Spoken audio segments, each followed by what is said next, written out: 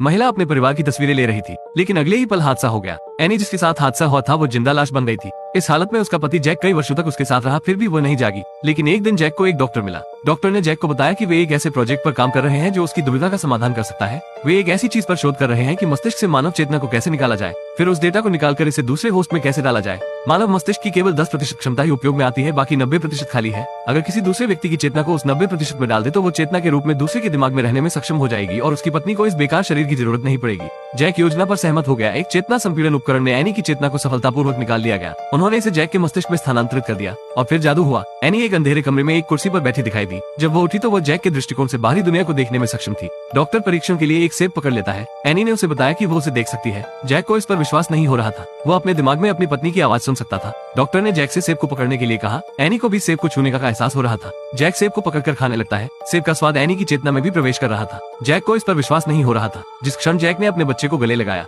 Any को भी उससे दोबारा मिलने का एहसास हो रहा था।